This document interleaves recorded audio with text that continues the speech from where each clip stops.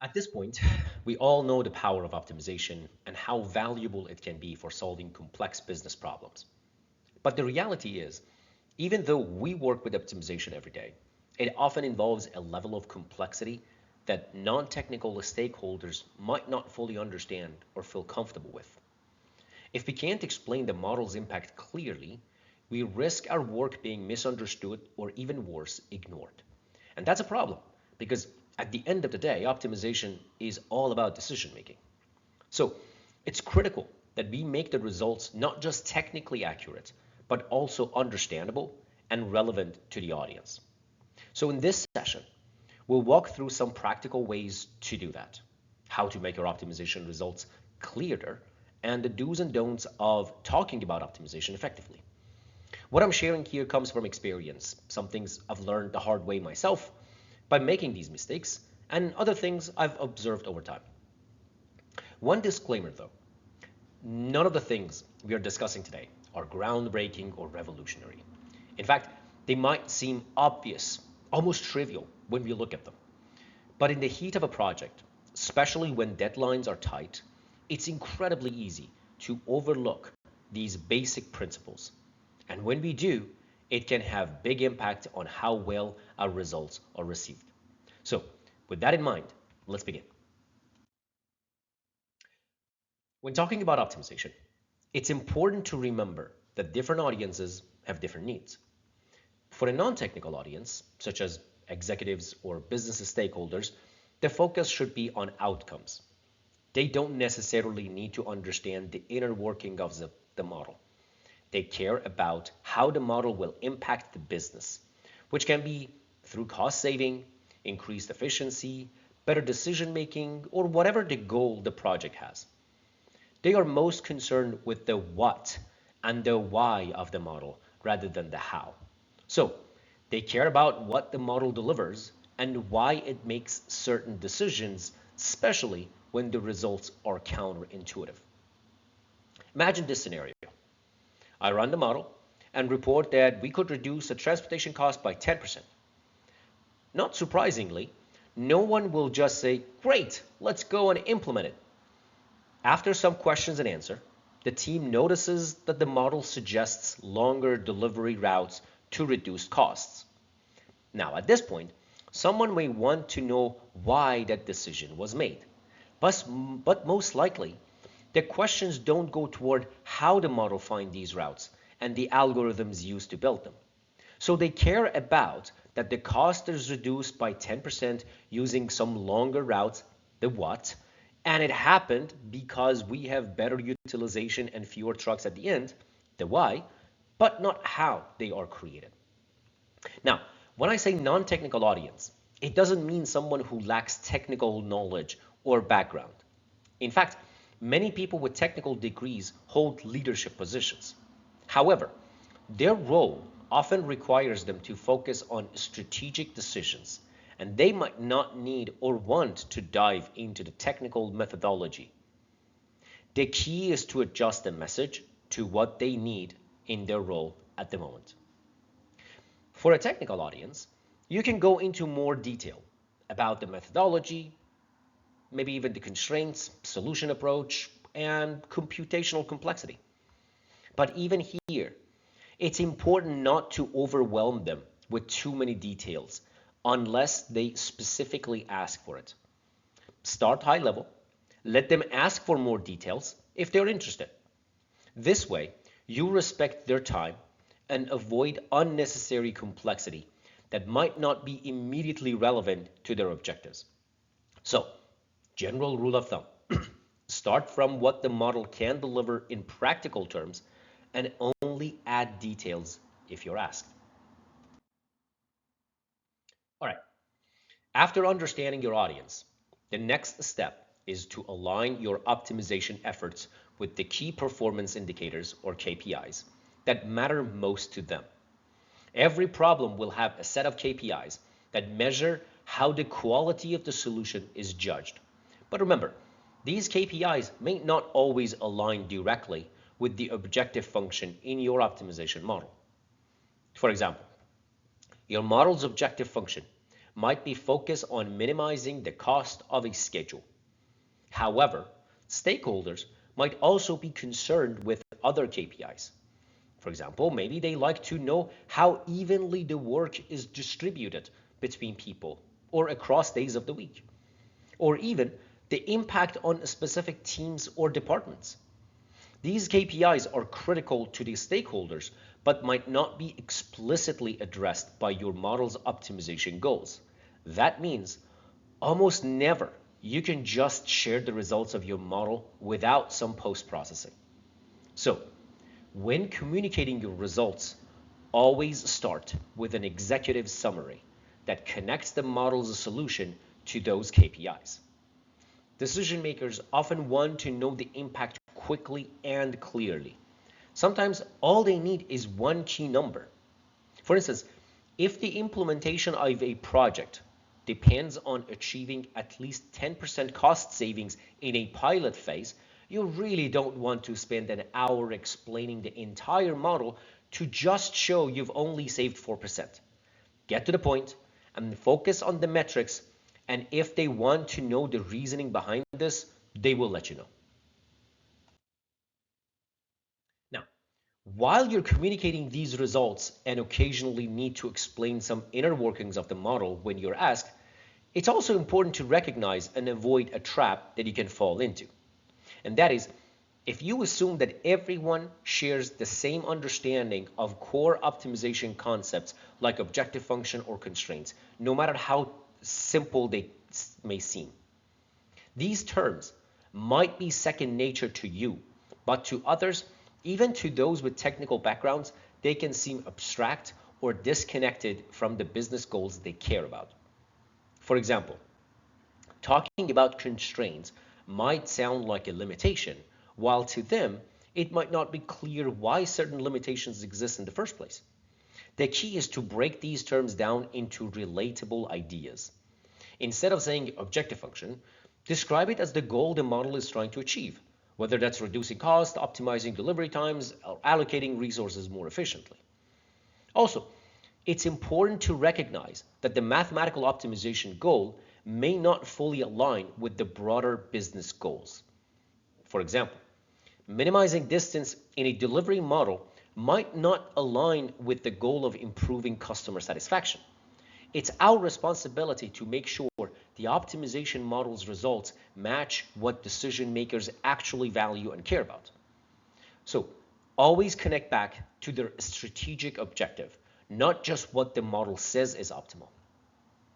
One other helpful thing is using analogies or familiar comparisons, especially when explaining a complex optimization model or when you're trying to get buy-in from a broad group of stakeholders. Even though each business is unique, people can more easily grasp abstract concepts if they can see a similarity to something that's widely understood. Think of the countless everyday examples that can resonate with the problem at hand.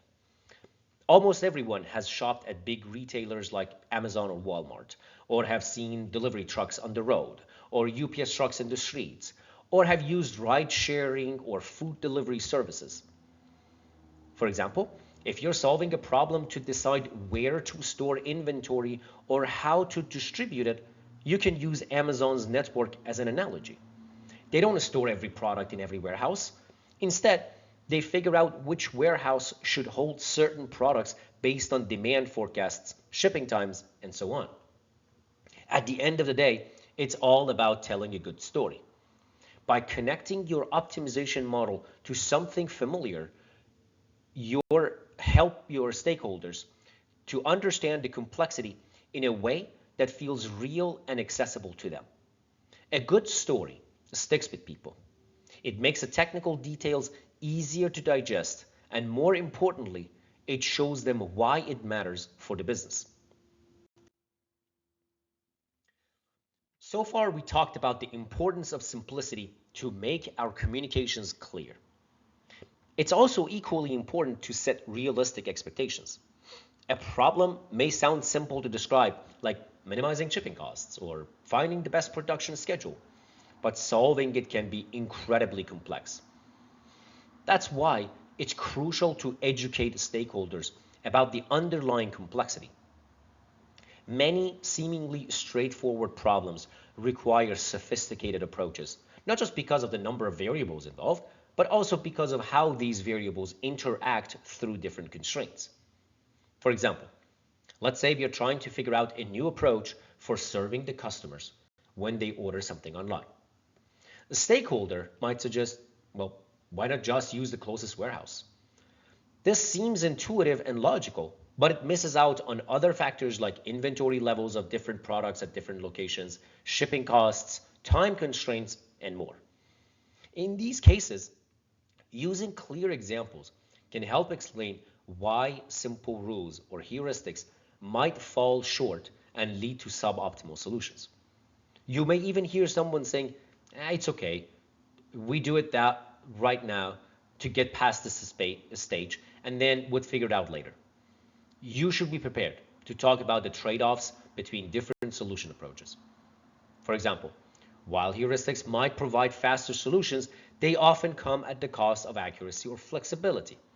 So when new constraints need to be added, it's very hard to modify the greedy approaches to incorporate them. On the other hand, more rigorous approaches like mathematical optimization might take longer to set up, but offer more precise and adaptable results. These discussions are particularly important during the project planning phase. If stakeholders don't understand how long each phase takes, whether it's data gathering, model building, or scenario analysis, it can lead to unrealistic timelines and poor time management. By managing expectations up front, you ensure everyone is aligned on what's required, how long each step will take, and why more rigorous approaches are necessary to solve the problem thoroughly. Now, a side note here. If you're not in a senior position, or you're not the one setting the timeline or leading the discussions, you may think to yourself, well, I just need to do whatever I'm told, and I cannot change things. Well, I challenge you to think differently. In your case, your immediate stakeholder is your manager, and everything we've talked about here applies to you as well. Even if your manager is technical and has a better estimate of the timeline, unexpected things can happen in a project. If they are removed from day-to-day operations or the details, they won't always be aware of the challenges. For example, let's assume 6 weeks were dedicated to data gathering and model building. All right? 2 weeks have already passed, and based on the current pace of data gathering and cleaning, it won't be possible to have a model ready in the next 4 weeks. It's better to bring this up sooner than later to find some remedies.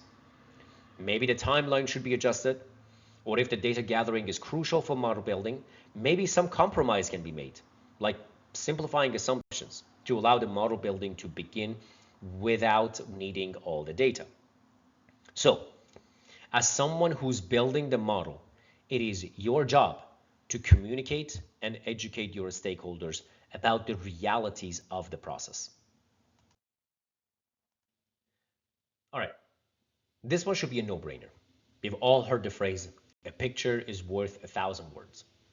Just like in data science where visualizations are used to explore both input data and present findings, the same principle applies to optimization models, which often generate complex outputs. It's easy for stakeholders to feel overwhelmed if they're just handed dense data tables. Think of Google Maps. Imagine it gave you a step-by-step text of directions instead of the visual routes. I know I'd be lost for sure. The same applies when presenting optimization results. A bar chart or a map showing the outcomes of the model are much easier to digest and act on than a spreadsheet of raw numbers. Visuals are also great for comparing scenarios or demonstrating the impact of different decisions and constraints. For example, if you're presenting a scenario analysis where optimizing for cost reduces service quality, a simple side-by-side chart can help stakeholders visually grasp the trade-offs between different outcomes. Visualization can also help with diagnosing trends, outliers, or behaviors that are not obvious to everyone. For example, in one project, After visualizing where different products were being produced and how they moved through the system, and there were more than 1,000 of them, it changed the conversation. The stakeholders decided to prioritize a different problem that wasn't even on their radar at the beginning. The visualization made the issue clear and shifted the project's focus in a way that tens of gigabytes of data table alone would not have done. Your goal should always be to make the outcomes of the optimization model more accessible and relevant to the decision-making process. When stakeholders can see the results in a clear visual format, they can more easily engage with the model's insight, understand the impact of different decisions, and make informed choices. It helps to keep them engaged throughout the process, ensuring they don't feel lost or disconnected from the data. We've talked about communicating results, but one important thing to keep in mind is that this communication isn't just something that happens at the end of an optimization project. More often than not, you're updating your team or stakeholders on the progress and results routinely throughout the project lifecycle, sometimes even daily. And because these updates are frequent, we sometimes justify not spending much time on them, thinking the final report and presentation is more important. But here's the problem. If your routine reports or updates, whether they are in the forms of presentations, dashboards, or raw output files, are difficult to decipher, the team may become frustrated. They might even disengage from the process altogether, losing confidence in the optimization effort. So, even for these routine updates, it's important to ensure that the results are easy to understand and actionable. This keeps the team aligned and confident in the ongoing optimization work.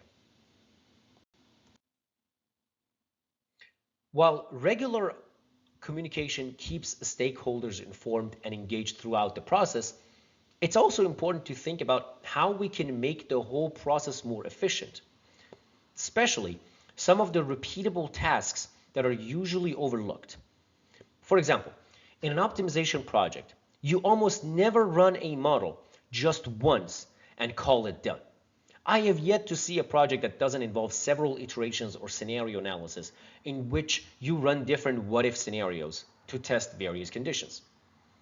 Because of the repeatable nature of these steps, automating as many tasks as possible will be a huge time saver over the course of the project.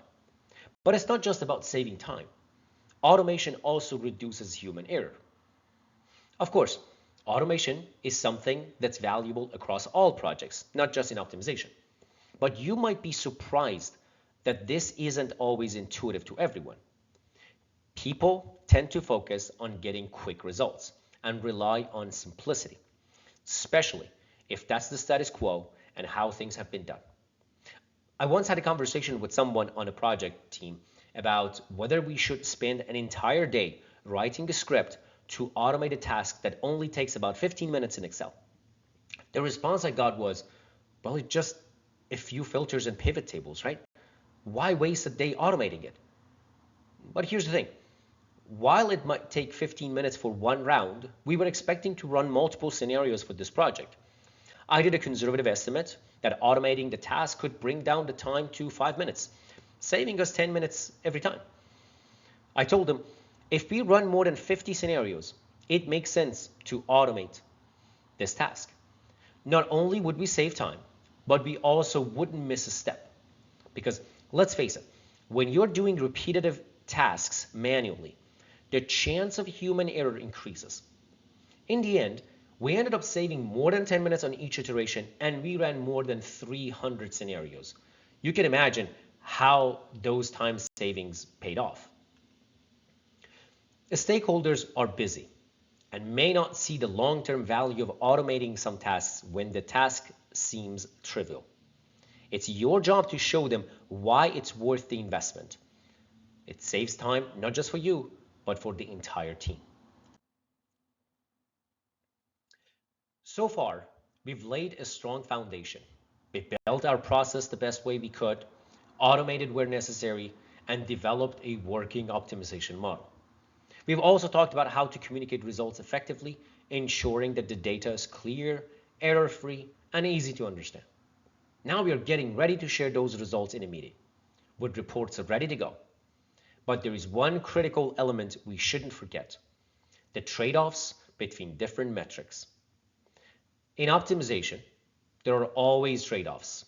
Maybe we can achieve the lowest cost, but that might not give us the best service. Or perhaps we have produced a well-balanced schedule, but it requires adding new resources, increasing costs elsewhere. It's crucial to communicate these trade-offs clearly, especially if the stakeholders aren't aware of them upfront. Even if a specific trade-off isn't part of the initial task, it's often wise to run different scenarios exploring the extremes. For example, suppose improving customer service is the main goal and we are modeling the cost of 2-day delivery. If the costs are higher than expected compared to the current state, running a scenario where we only promise 2-day delivery to, let's say, gold status customers, or simply apply the 80-20 rule to the customers and then promise deliveries differently, we can see different results. Sometimes that one extra scenario can spark ideas or open up new alternatives for the stakeholders. You could explore questions like, what scenario gives us the best cost? Which gives us the best service? Is there a balance between the two? How can we get there? Should we run the model with multiple objectives and different weights? Or should we relax certain constraints to reach a middle ground? This kind of flexibility in your analysis shows that optimization is not just about finding the best answer. It's about presenting options and trade-offs that inform better decision making. You remember the example we talked about earlier, where the goal was to achieve 10% cost saving in a pilot project? Well, in that case, the model ended up delivering only 4% cost saving. But here's the catch. The 4% saving also came with an increase in 1-day service level, rising from 27% to 70%. This unexpected improvement shifted the discussion and led to conversations about other alternatives, including how to balance both cost and service quality more effectively. It opened up new options for the stakeholders that hadn't been considered before, reinforcing the idea that trade-offs often lead to important insight. We've done all we could, but we can't ignore the fact that one of the challenges with optimization is that many stakeholders still view these models as black box. They tend to trust their own judgment and intuition more than a model's output, and that's understandable. When you don't fully understand how something works, it's hard to trust it. That's why before presenting your results, it's important to fully understand why the model produces certain results.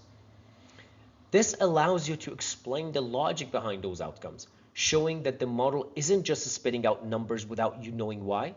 It's based on clear rules, constraints, and objectives that align with the business. Make sure to bring forward any key constraint that might have influenced the results. Sometimes the stakeholders aren't aware of certain constraints or assumptions in the model. This can open up a discussion about whether there are any missing constraints or whether some need to be adjusted to better align with the business goals.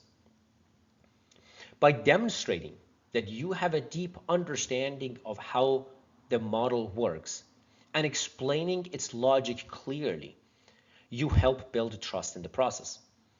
The model becomes less of an abstract black box and more of a tool that reflects business realities and helps make informed decisions. Now, while much of what we have discussed has focused on communicating with non-technical audience, it's crucial to keep a few things in mind for those times when you're engaging with people who may want to dive deeper into the technical details.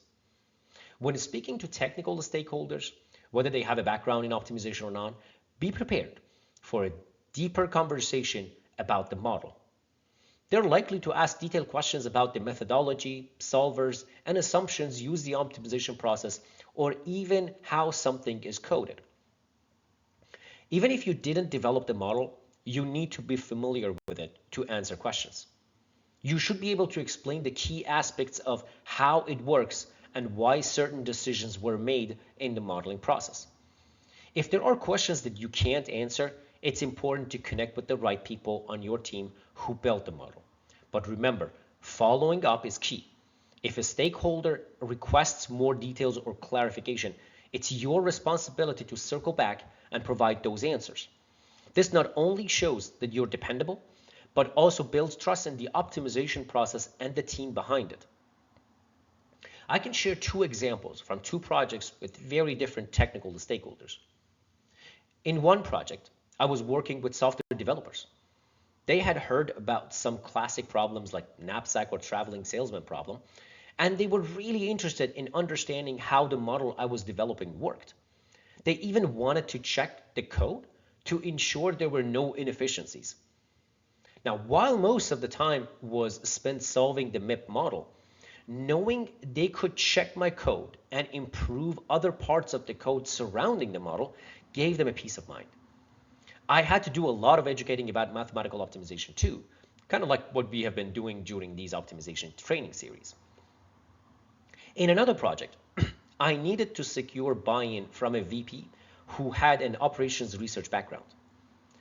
Even though he hadn't worked directly on models or coding in a long time due to his senior roles, he still wanted to ask detailed technical questions during the calls with other senior stakeholders.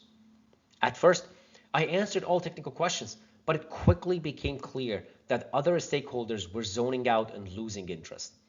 This was terrible because we needed their engagement and eventually their approval to implement the solution. Because the technical discussions were taking up too much time, we never got to the business impact and addressed some of the key questions about why the model made certain decisions. We risked losing the opportunity to push the project forward, and there was no guarantee that the senior leaders would all show up for future meetings. After all, their time is valuable and they have other priorities. It was a tough call, but we sent a note to the VP explaining that there would be no more technical discussions during the calls with the full group. Instead, we could schedule one-on-one discussions, and we had to enforce this rule during several meetings to ensure the main points were communicated to everyone. It was not easy, especially since the VP was brought on partly because of his technical expertise, and this was his first project in the company. But it's important to keep all of these in mind. We're all humans, and we all take pride in our expertise, and we want to feel respected for what we bring to the table. Situations like this happen, and they are not one-off things. Balancing that with the need to keep the conversation focused on the broader business goals can be challenging, but it's essential if you want to build trust and move the project forward. To wrap up, here are the key takeaways. First, know your audience. Adjust your communication depending on their technical background. Focus on the business impact for non-technical stakeholders and be ready for technical discussions when needed. Second, always focus on the outcome. Make sure you communicate how your solution impacts the business, especially in terms of key metrics that stakeholders care about. Third, keep your message clear. Simplify your language and use visualizations to make complex results easy to grasp. Next, communicate progress and process. It's not just about presenting the final outcome, but also about explaining the methods used along the way. Stakeholders should have a clear understanding of the steps involved, how decisions are made throughout the project, and the efficiencies gained by optimizing the process. Also, remember to balance metrics. Be aware of trade-offs between different objectives or KPIs and provide scenario analysis to help stakeholders make informed decisions. Finally, set realistic expectations. Make sure stakeholders understand the complexity of optimization problems and why relying on quick fixes or heuristics might not always provide the best outcome. By doing all of that, you not only ensure project success, but also build trust with your stakeholders. This trust is essential as it helps It helps them understand the value that optimization can bring to their organization and facilitates the decision-making process. Well, that's it.